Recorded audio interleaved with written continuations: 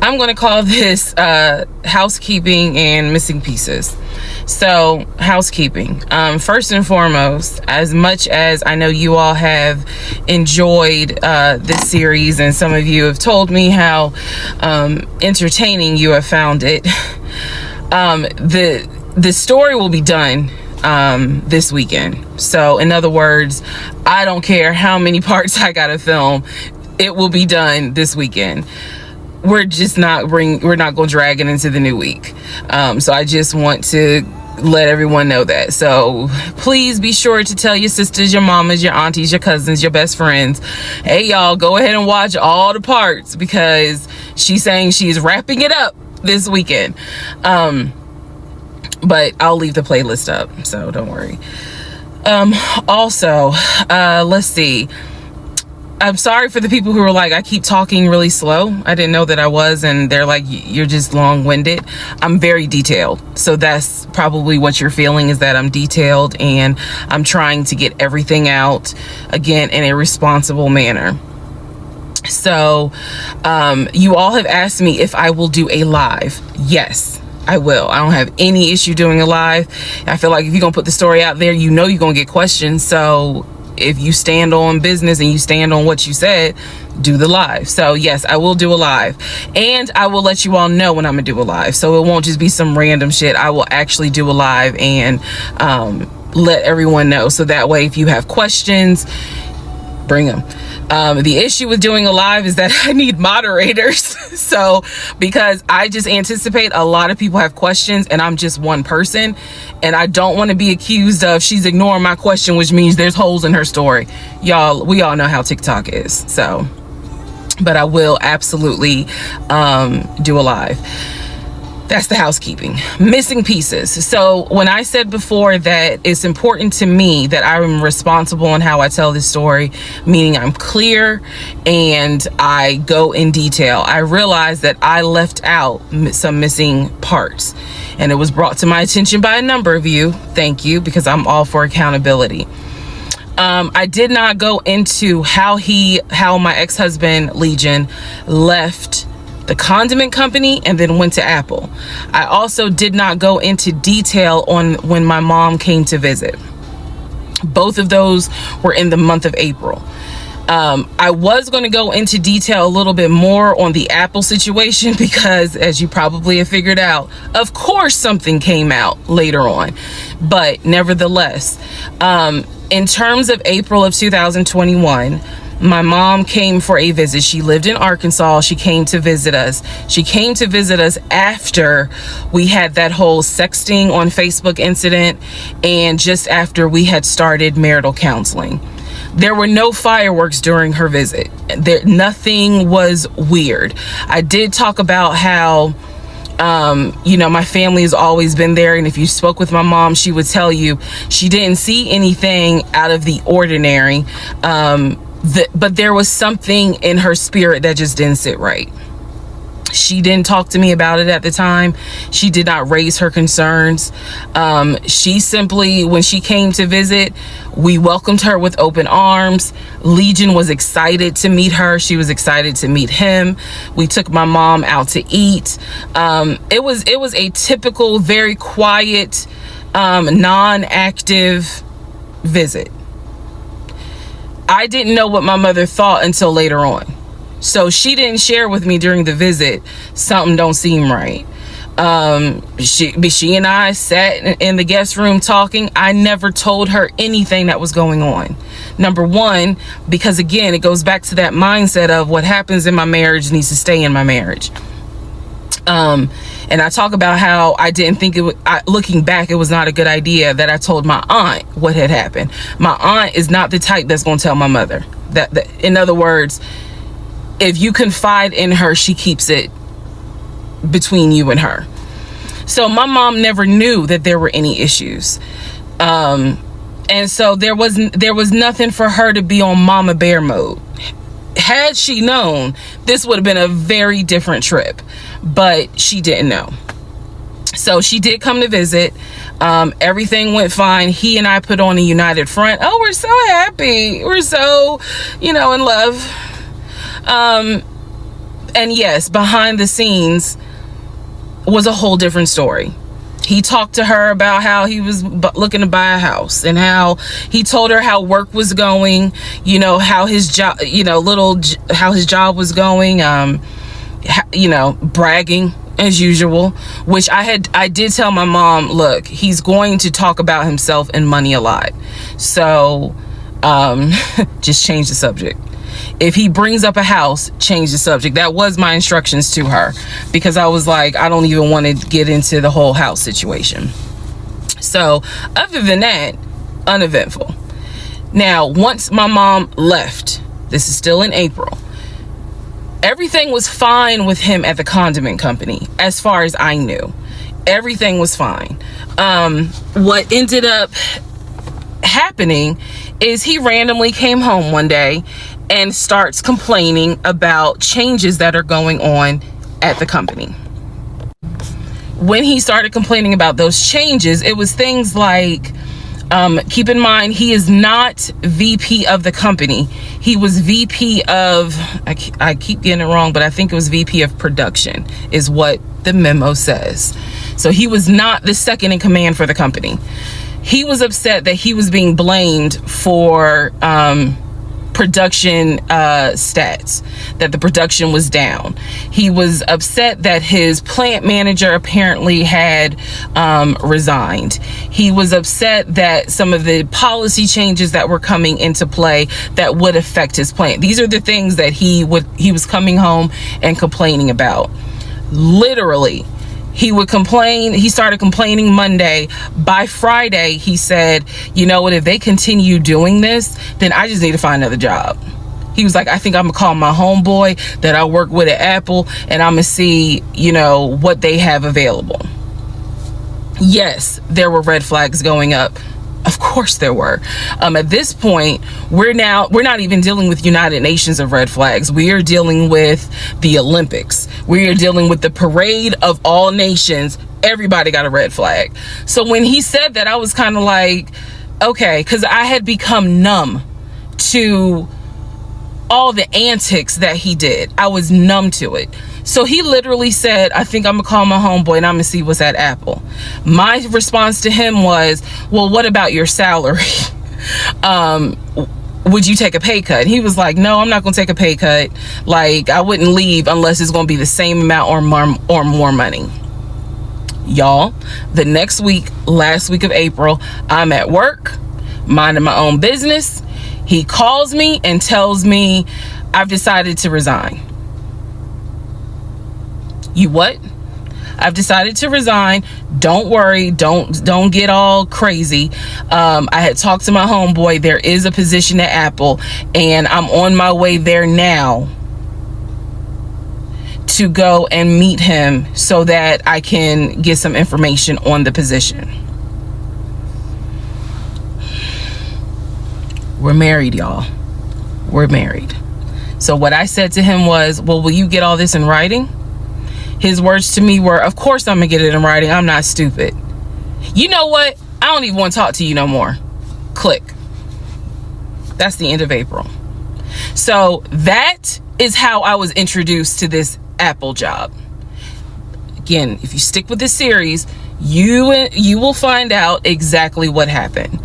But that's how I was introduced to the Apple job. It literally was in a span of within 2 weeks. And he resigned from the condiment company and immediately said, I'm going to move over to Apple. Just wanted to clarify that. So we will continue on. Everything you're going to hear, probably in this part and the next part, all of this happens in the month of July 2021. Divorce has been filed. It was filed the end of June. I got his signature on the divorce settlement agreement. I thought that I had to wait 30 days before I could actually file that with the court. And so this is kind of in the limbo period because I'm still within those 30 days. So he left a book bag at the house, book bag that had all kind of paperwork in there. Inside the book bag, this is the paperwork that I found. Number one, I found a packet from the condiment company where it showed his 401k contributions. It also stated in there that he had been terminated.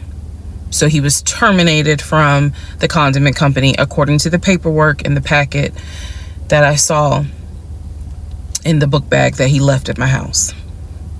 Also in the book bag were paycheck stubs from a previous job where he worked at a cemetery. The same cemetery that he took me to show me where his grandmother and grandfather were buried. So let's go ahead. I'll do this video and say this is what he told me. This is what I confirmed. He told me his grandmother and grandfather were buried there. He showed me a headstone with a family name on it. If you go back in previous parts, I talk about it. The truth is they are not buried there. He is of no relation to the people who are buried at that particular gravesite. Only reason why he knew about it is because he had worked there.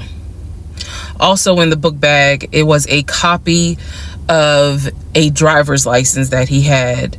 The address on the driver's license, now this I still don't have an answer to, but the address on the driver's license was the same address as the cemetery, because I looked it up on Google. Also in the book bag was paperwork from another construction company job, meaning it was paycheck stubs from another construction company here in Atlanta that he had worked for. It did not have dates on it, so I don't know when he worked for the construction company. Also in the book bag paperwork was unemployment paperwork. So it looked like he had been receiving unemployment just before I met him. I met him in March. It looked like he had been receiving unemployment January and February. So once again, let's confirm. He did not work for the condiment company for 6 to 7 years. Also in there were scraps of paper from a temp agency where it was information on the job that he had been placed at. Where was that job? The condiment company. He would be a forklift / loader is what it said. So I interpret that to mean he can drive a forklift, but he would have been loading up the 18-wheelers for them to go out to their deliveries. Also in this book bag was paperwork from Clayton County courts, I believe, for a weekend, what is it called? A weekender jail.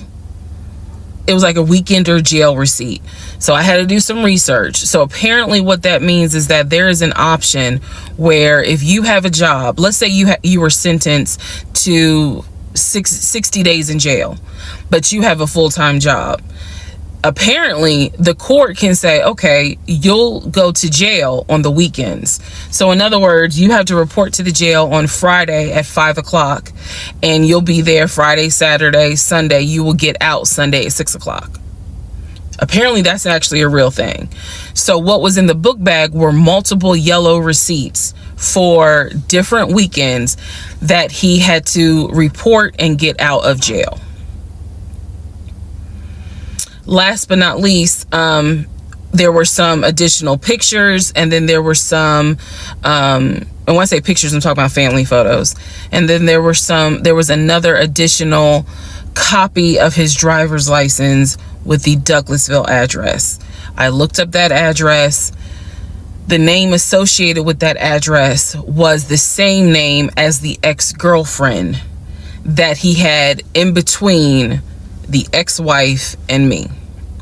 If you go back to the video where I talk about the conversation I had with the ex-wife, she tells me that the address was going to come back to the ex-girlfriend. I'm simply saying that is correct. So what she told me is true. So because of everything that I found, I decided to go down a new rabbit hole. Again, just recapping what I said in previous videos. Ex-husband was always a stickler about law enforcement. His dad was a retired police officer. I'm just telling y'all the story. His dad was a retired police officer. Mom was a retired teacher. After his dad retired, they moved to Augusta, started a church.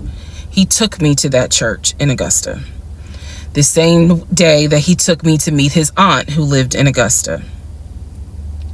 So these are now things that he actually took me to, just like he took me to the cemetery. So that's what I found in the book bag. The Weekender jail receipts. I went ahead and went online to find out exactly why did he have to go to jail for the weekend. And I'm going to end this part here. The next part has to do with his criminal history. We're at the point where I've spoken to the female cousin, and she gave me the phone number for the older brother. For the purposes of this video, we're going to call him Chris. Chris was very nice. I called him. He was gracious. He was willing to answer whatever questions I had. And what he said to me was, he said, my brother has always been a liar. He's always been a liar. He said, but ask me what questions you have and I'll confirm what's real and what's not. First question I had was, when was the last time you spoke to him? Without missing a beat, Chris says, 2015, just after our mother's funeral. I explained to him about the phone calls, the fact that Legion would be on the phone for 35 minutes, laughing, talking to Chris, relaying messages from Chris to me, and relaying messages from me to Chris. Without missing a beat, Chris says he was never talking to me. And he said, now I am going to say this. Maybe he was on the phone, but he was not on the phone with me. He said, because he knows that if I ever see him, I'm going to whoop his ass. And I'm laughing because obviously Legion loves to say I'm going to whoop somebody's ass. So for the people who are confused, like, wait, what does this mean about the phone calls? What this means is every single time that my ex-husband was on the phone, holding his phone like this, talking, laughing, cracking jokes. Hey, my wife said that, we can go later on this evening and all this other stuff. Every time they were doing things like that, every time he was having a phone call or conversation that he claims to be with Chris, no one is on the phone. No one's on the phone. That is what that means. So I'm on the phone with Chris. My mind is spinning. It is blowing up like a volcano. I mean, I'm going crazy. I'm going crazy because what this means is that for the past 4 or 5 months, every morning that he is having a phone call with his brother Chris, I am now understanding in real time that phone call was completely fake. So Chris tells me maybe he was talking to somebody else, but it wasn't me. He said the only family member that Legion actually talks to is the twin. And that's only because for some reason, I guess it's their twins, he helps him out when he needs it. Legion only calls the twin when he needs money.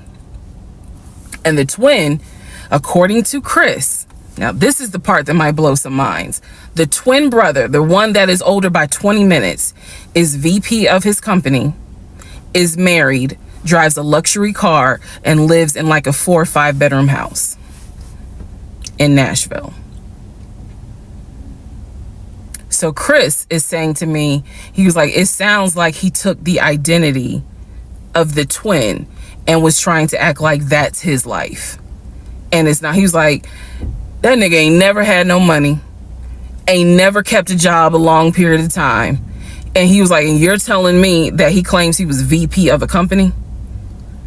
And so he was like, did you ever see anything? Did you ever meet people like Chris? I respect the fact that he was asking me the same questions y'all are asking me. Did you ever meet any family members? And I told him, I said, I met your aunt. Well, what aunt is that? I told him her name. He said, that ain't our damn aunt. I don't know if y'all have ever dealt with people from Philly. So he was just loud. He was like, that ain't our aunt. He said, that is our mother's best friend. And I don't trust that hoe. I'm sorry. It's the way he said it that it makes me laugh. Anyway, he's like, I don't trust her.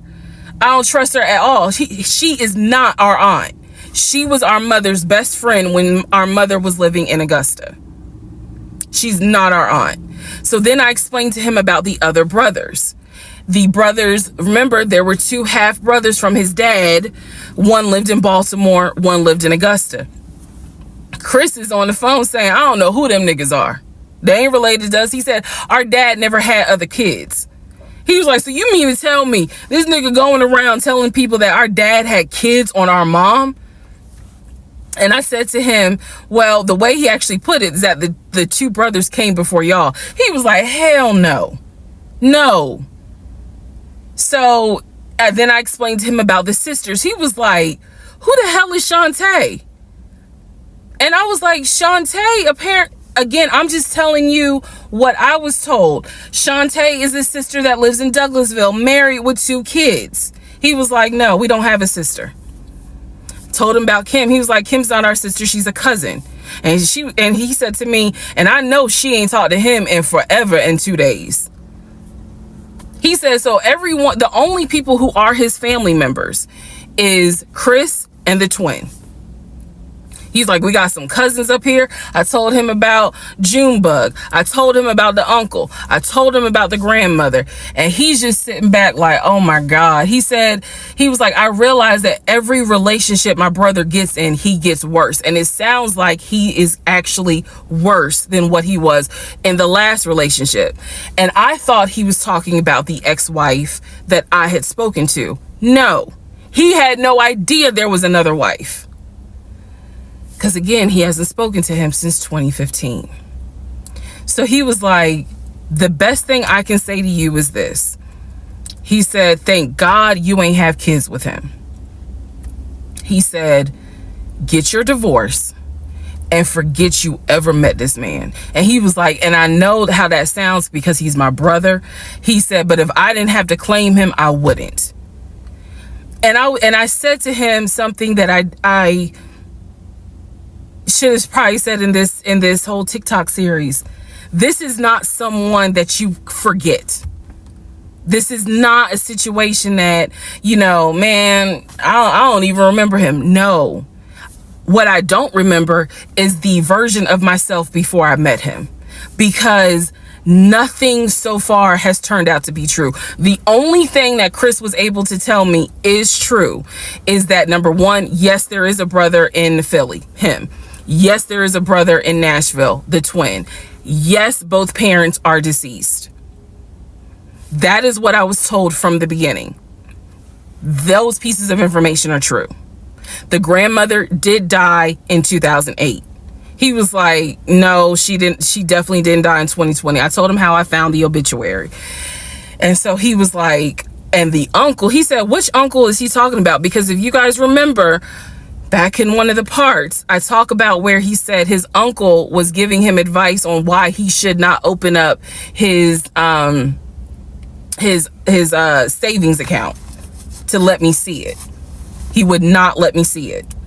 And so I'm telling Chris about the uncle, and he was like, that uncle been dead for years. I told him about Junebug. He said, Junebug been dead for years. And I said, Chris, he was having conversations with Junebug on the phone in front of me. He was like, it wasn't Junebug. He said, it sounds like my brother was making up the conversations. He said, he definitely was making up the conversations with me.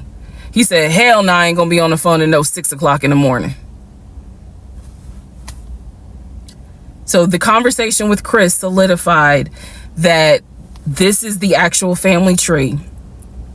And no, there were never any conversations with his brother every morning when I was getting ready to go to work. They had never talked. This is a continuation of my conversation with Chris, which will then lead into some other stuff. So Chris has confirmed that he has not spoken to Legion since 2015. So now we know that the phone calls that Legion was having every morning on the phone with Chris when we were, getting ready to go to work, the phone calls were fake. I demonstrated in the last video how I think how he was doing those phone calls, because he would relay messages from me to whoever was on the phone. So Chris and I also then talked about their parents. So if you remember in the beginning, I told you from the get-go, this man was, very respectful of law enforcement because his dad was a retired Philadelphia police officer. The mom was a retired teacher. And so he had the utmost respect for law enforcement. That's what he used to always say. Because, again, there's a lot that he lied about. So I'm trying to only highlight the big things because, truthfully, it got to a point where when he would say that as a VP in his company, he had a meeting with the local sheriff. Child, we know that's a lie. So I don't even need to go into detail about that because, again, why?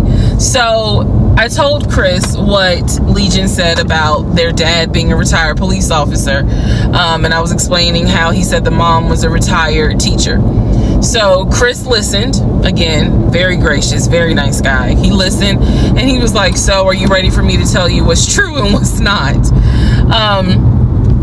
And at this point, I was already convinced I was going to be drinking heavily that night after this phone call. So I was like, go ahead. All right. So here's what Legion said. Legion said, my dad was a retired police officer with Philadelphia PD. When he retired, he and my mom moved to Augusta. I was there for high school, and they started a church. He took me to that church in Augusta and showed me where the church that they started. The truth.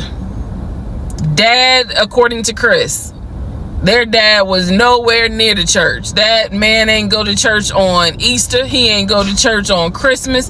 He was like, my dad he ain't stepped foot in the church since the day he got married. That was the last time he went to church. He ain't have nothing to do with church.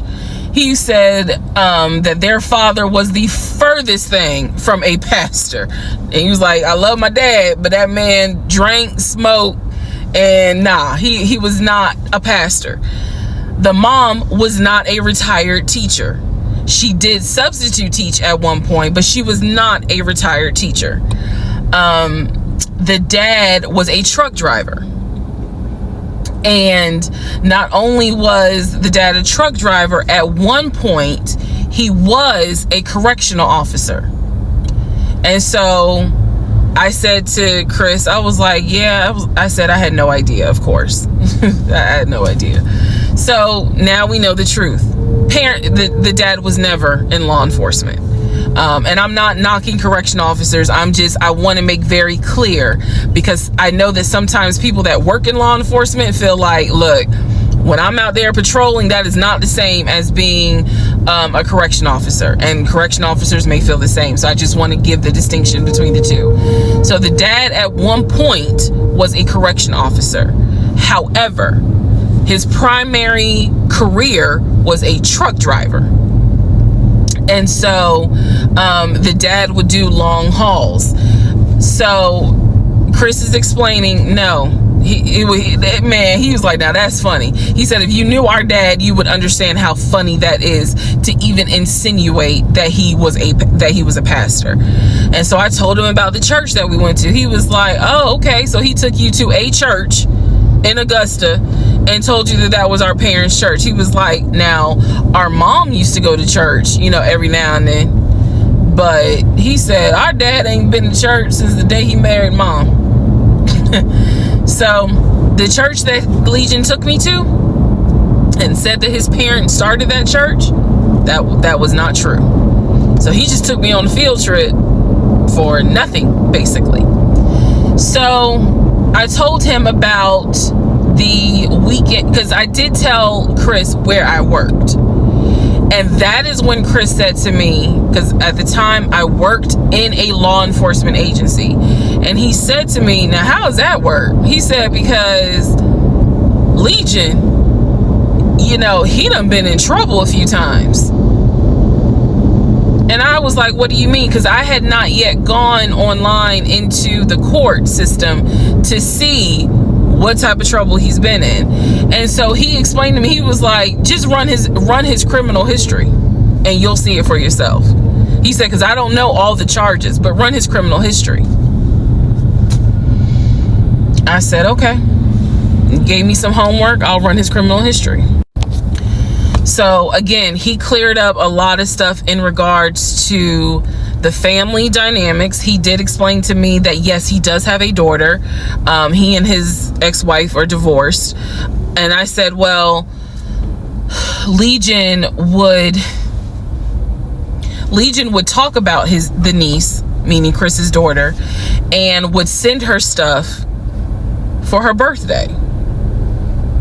And he was like, he said, I'm almost positive my brother never sent anything for my daughter's birthday.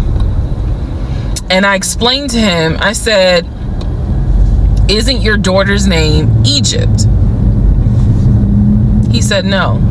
Who the hell is Egypt? And I said, I was told that was your daughter's name. That's the reason why I'm saying the name on here, because obviously we're about to confirm that's not the daughter. So I said, I was told that's your daughter's name. I said, I went with him to Rack Room Shoes and bought shoes for what I was told was your daughter. And she lived in St. Louis with your ex-wife. He said, no. He said, my daughter and my ex-wife do not live in St. Louis. He said, I don't know who Egypt is. He was like, are you sure it wasn't for a woman? And I said, well, it was kids' shoes. And he was like, no. He said, and I told him, I said, I went to the UPS store, I mailed it, and it, you know, they printed the label with the girl's name on it, and I'm thinking this whole time it's Legion's niece. Chris is like, I don't know who that is. That's not even the name of one of our cousins. So I have no idea, ladies and gentlemen, who my ex-husband was buying girl shoes for and had me sending them, telling me it's for his niece. I have no idea. So Chris is like, yeah, he finally said to me the same thing the ex-wife said, which is pretty much whatever he told you is a lie. And I'm being honest with you guys. It is very hard to comprehend that everything is a lie. Like, there has to be something that's true. I'm like, how was he paying? If he wasn't working at the condiment company, or he got fired from the condiment company, how was he still paying the bills? Keep in mind, we never joined our accounts. He wanted to, but we never did, because he wouldn't show me the offshore, the savings account, which of course never existed. So I'm just trying to figure out, like, I know that I saw his checking account, I know that I saw his savings account, and he had money in there. Something had to be true. Something had to be true. And Chris was like, no. He said, it sounds like everything my brother said, everything that he told you was made up. He said, those phone calls were definitely made up. He said, I don't know who Egypt is. That's not any family member of ours. I don't know who Shantae is. We don't have a sister. He said, we don't have half brothers. He was like, I'm telling you who the family members are. He said, I am so sorry that my brother put you through this. So now let's go into, so I finished going through the book bag, still July of 2021. I finished going through the book bag. There were some other folders with papers in there. He had left the work phone. What I actually found out was that it was not a work phone. It was simply a secondary personal phone. He told me it was a work phone.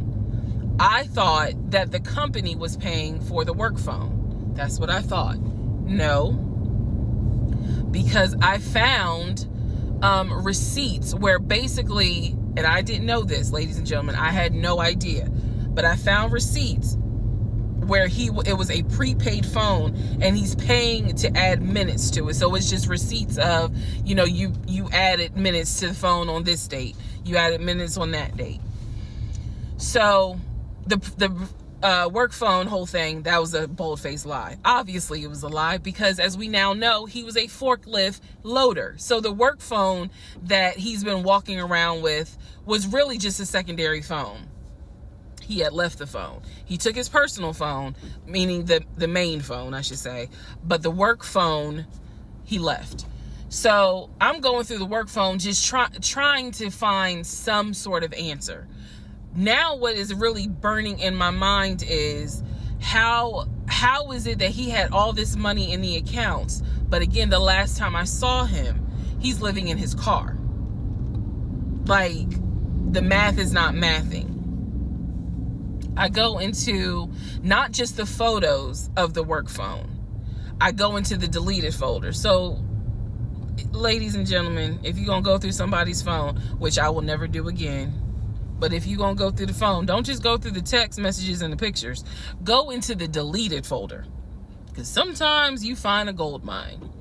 In this case, I went into the deleted folder of the pictures in the work phone. I keep saying work phones because, again, this is just a secondary phone. It is deactivated. There's no minutes on it.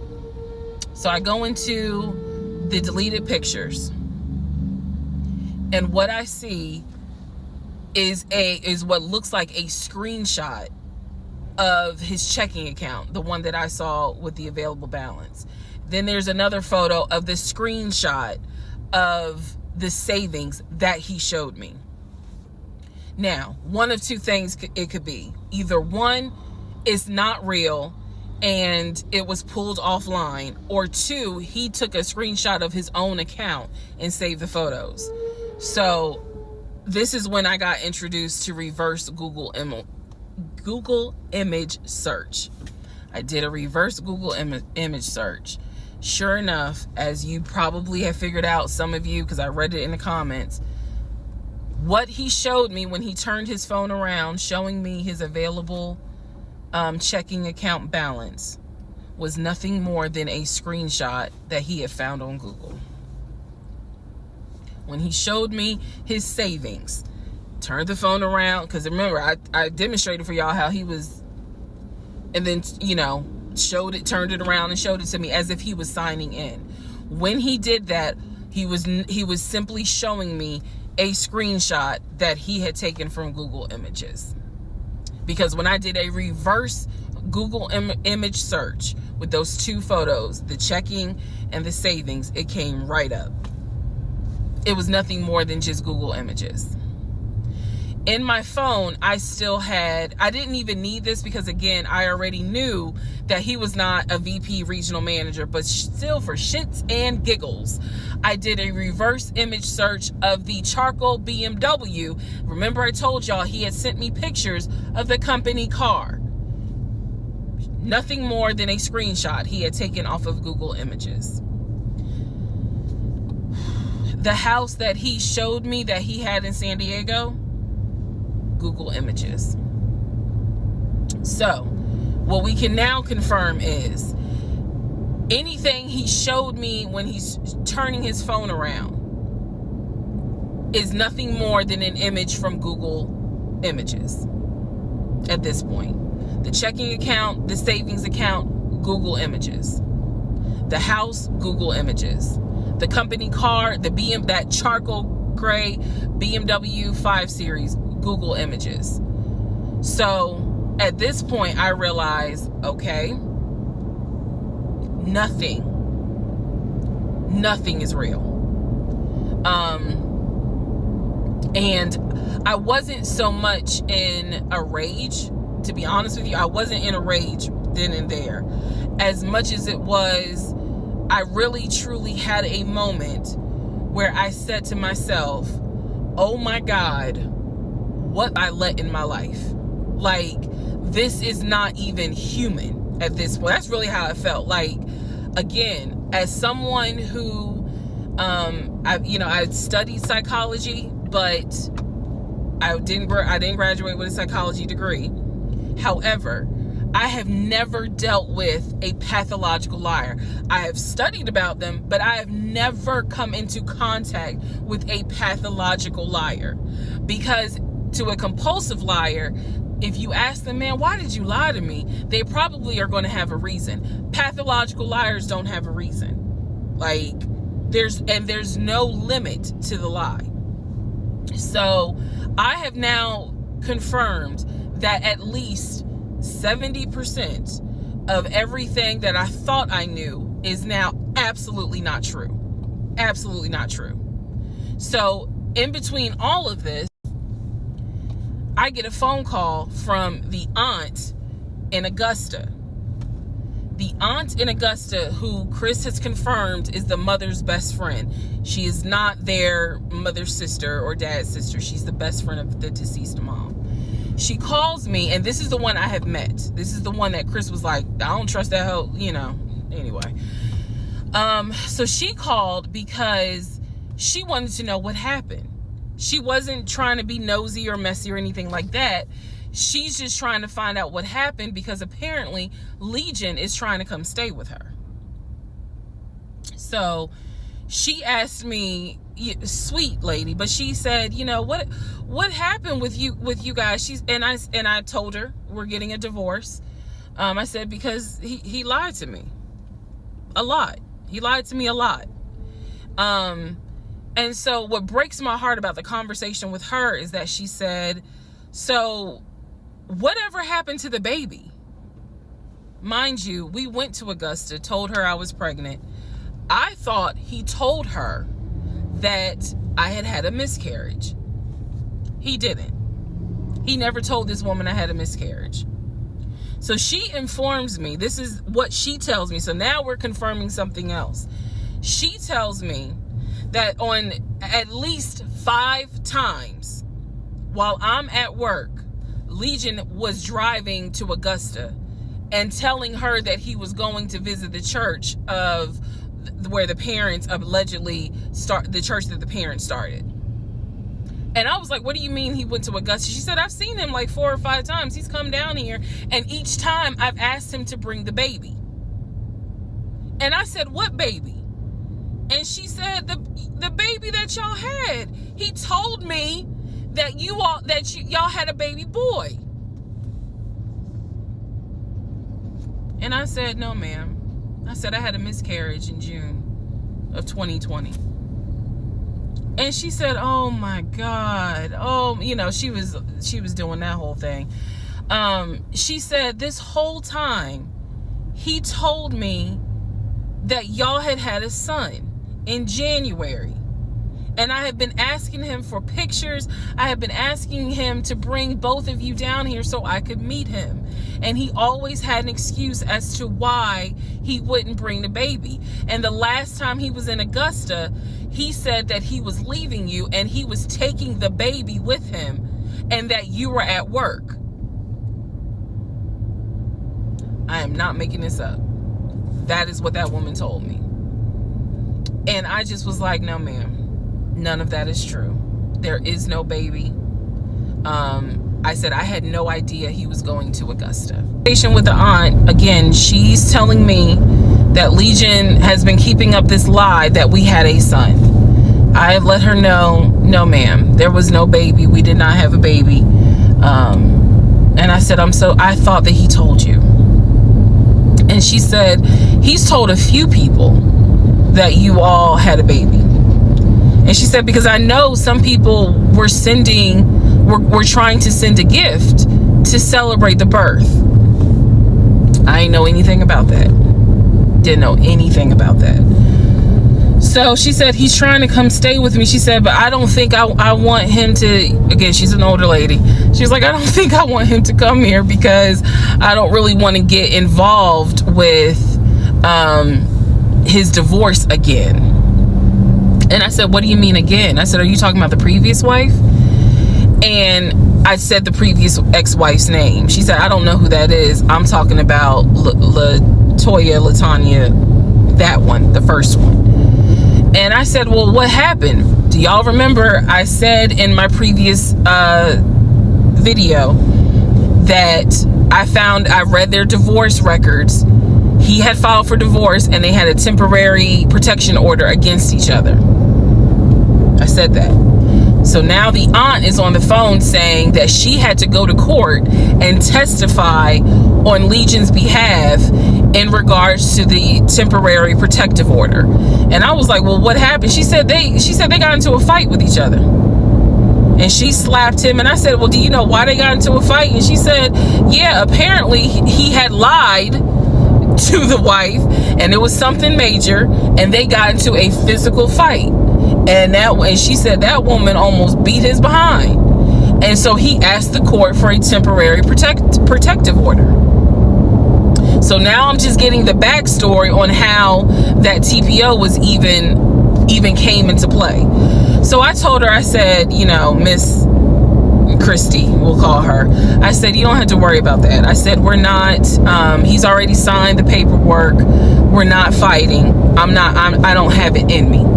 I don't. So I said, I'm not going to tell you not to have certain people in your home, but I am going to tell you that I'm just barely kind of discovering exactly what the lies are in regards to Legion. So if you feel comfortable having him in your home,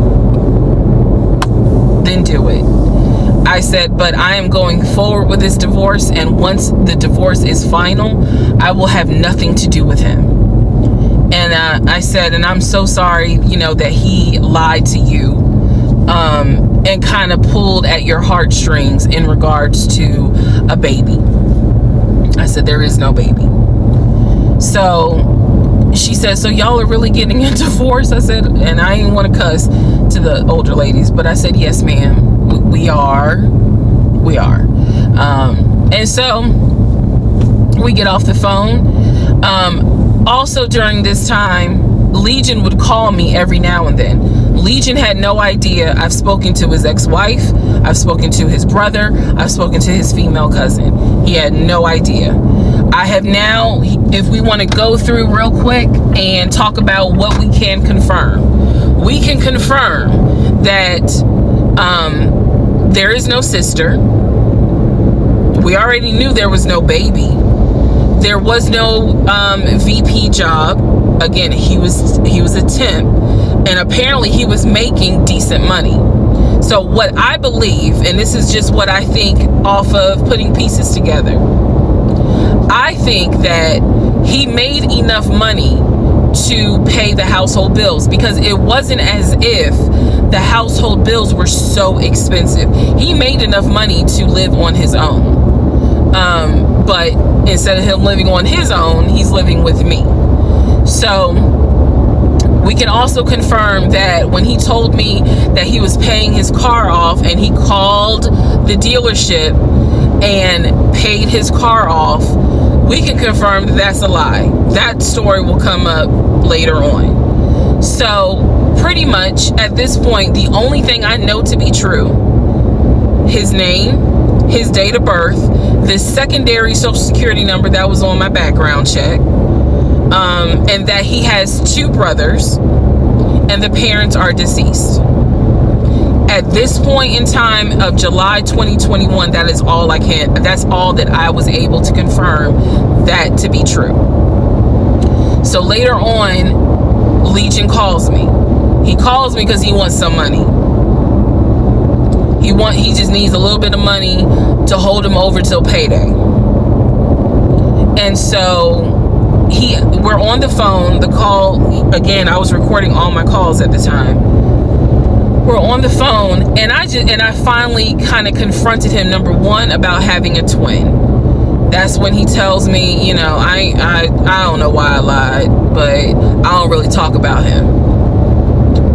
Number 2, I asked him why did he get fired from the condiment company. His story is that he got fired because he had helped a truck driver and he was not supposed to. I know it's a lie. Y'all don't even have to tell me. I know it's a lie. Number 3, I asked him, why did you tell your aunt that we had a baby? He claims he never told her that, and that she's old and she didn't know what she was talking about. So then I asked him if he was ever in trouble where he's been arrested. And he said, yeah, I've been arrested as a juvenile, but my father had my record expunged. I said, were you ever arrested as an adult? He said, nah, I ain't never been arrested as an adult. I said, so you never went to weekend jail? He said, no, I don't even know what that is.